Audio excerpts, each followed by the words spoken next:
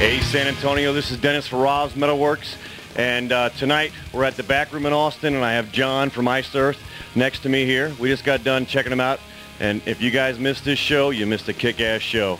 John, what a tour package to be headlining with bands like In Flames and Jag Panzer and the fans. How's the whole tour been? It's been a huge success, man. I mean, a lot of things have changed since, 1999, which was our last leg. There's much more awareness of the band now.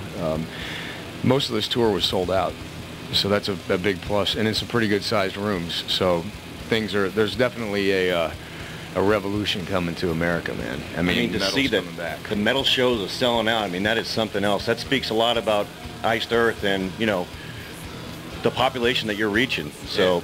Yeah, it's grown. I mean, the thing is, like, the Something Wicked album did about 50,000 over the course of a couple years. In the States, it's more of like an uphill, steady climb. In Europe, you get those first sales in about the first month, and then everything kind of tapers off. Here, it's like a constant growth over a couple years.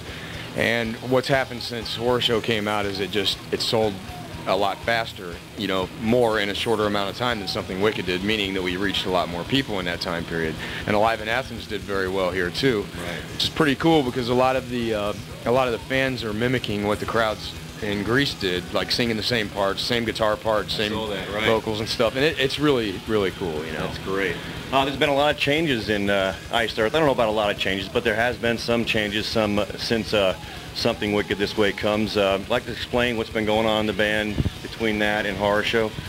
Well, I mean, there has been a lot of changes since the beginning of the band, and there's a different story for each one, and it's really not worth getting into. I mean, the main thing is I'm the driving force of the band. Matt is my constant partner, and as long as we're here, not much is going to change. You know what I mean? That's really the bottom line. So. It's like I said, it's really not worth getting into each detail.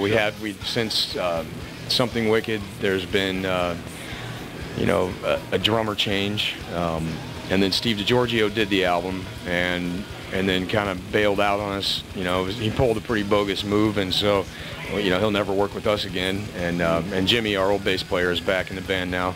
So things are cool, and it's a good tight band, and as long as everybody stays focused and does a good job, then they'll still have a job here. Excellent. Well, I want to tell you that you're one of my favorite bands. I remember I was driving to New York in September, and they aired first single off of Horror Show, and I remember just driving. It was like 12:30 at night, and it was like I was blown away. For those fans, no, that wasn't the first time I heard you. That was the first time I heard a new cut off of the new album. Oh, okay. For those of you out in San Antonio who don't have the new album Horror Show, go out and get it right now. It kicks ass.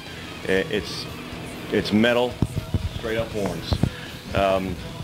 Let's talk about the theme of the album. What a great theme. I mean, you got the monster theme in this album, and how did you come up with those ideas?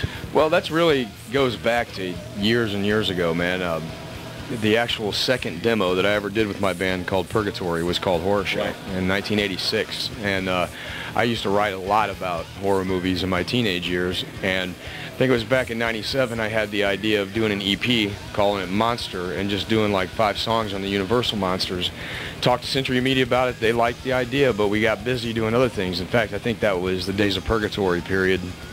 We were reworking some older material, and it just didn't make sense to do something besides a full album. So I just shelved the idea. Well, and when I was thinking of an idea or a theme or whatever to go with for the next studio album after Something Wicked, I decided not to do the concept album, the Something Wicked story. And so I shelved that idea for a while, and I just thought that this might be a really cool thing to go with, a theme. We could touch on a lot more monsters than just like 5.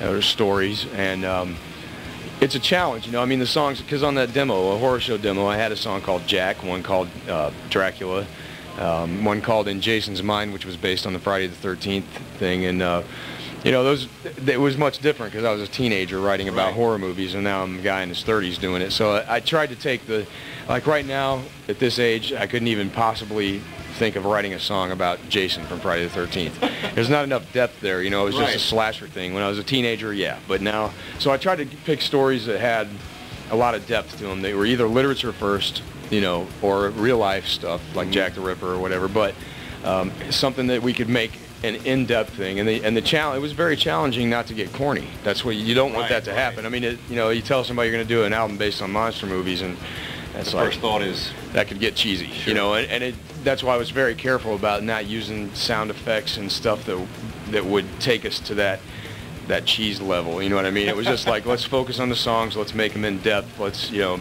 give it a story, maybe take it from a different angle. Instead of the monsters always being the bad guys, I usually took it from the side that they were victims, and in a lot of the stories they were the victims, you know, so just kind of. And did you feel as if it was harder when you're writing a concept album? Do you have to sit down longer and come up with the theme and make sure it all works together? So is that a harder writing process? You know, it depends. This was challenging because I'd say this is a theme album. A concept album is more one story. So, you know, the whole album, and this is all like 10 or 12, however many songs I don't remember, individual stories. And so, you know, that in a way this was more challenging. You know, when the Something Wicked story does happen, when that concept album happens, that will be, I'm sure, the most challenging album that we've ever done, because, you know, and I've already got the next 3 to 4 years planned out of how it's going to happen. And Something Wicked, that 2005 is going to be the year that happens. Really?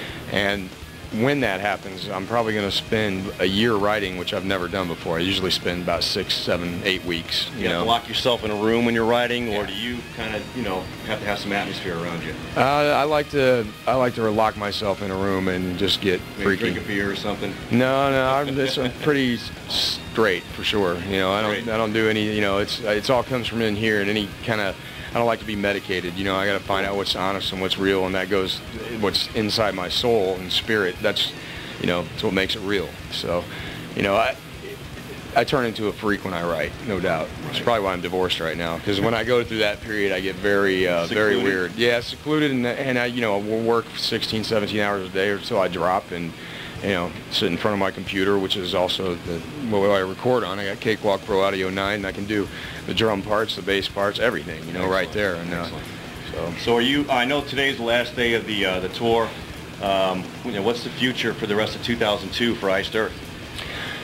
Well, this is the last day of the first American leg. We're gonna try to see if we can get a position opening for a bigger band and support slot in the summer. We will, depending, and see, I'm going to be writing Demons and Wizards and Iced Earth through the summer. So, because my plan is to release Iced Earth in spring of 2003 and Demons and Wizards in fall of 2003. Well, I have the last Demons and Wizards, and it's an excellent album. Thank you. It was a big success, man. I mean, we got a Grammy nomination in Germany for that, and it sold 200,000 copies worldwide. So, me and Hansi were pretty floored, and that's just the beginning. You know, we know we're going to kill the first one, so it's going to be very cool. So anyway, depending on how the writing goes for the next 2 records, and the touring schedule, kind of depends on how quick everything will be released in 2003. But I do plan to probably do a second leg for Iced Earth in fall for the horror show tour, and try and hit some different markets that we didn't hit this time. Yeah, it depends. That could change. If all of a sudden I get into a writing slump and things don't go well, and time is very valuable, so it'd be more productive for me to stay at home and work on music than come out on the road. But you know, I'll know in the next couple months how things go. Excellent. Any future videos, maybe with Demons and Wizards or for Iced Earth? I know you have the DVD. Any kind of video work for maybe we can put on our program? Well, we don't have a DVD, and we're not going to be doing one until 2005. Oh, I'm sorry, I must have looked up there at something else. Yeah, we talked about it, but it's just not the right time. Century Media has the rights to the back catalog, and they don't really have the vision for the DVD format, I don't feel.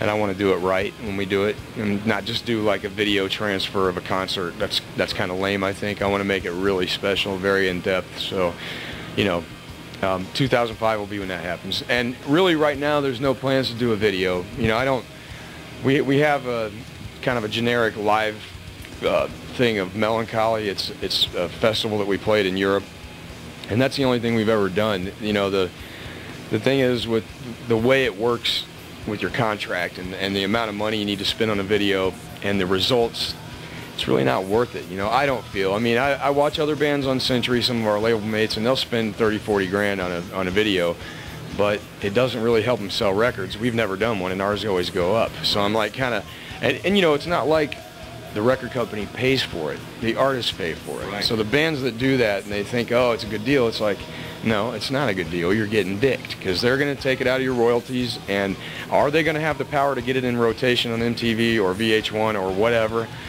No, right. They're not. So I mean, you know, and it's cool to have something for cable access shows, but you know, the amount of the way I look at it is how many more records are we going to sell for that kind of investment?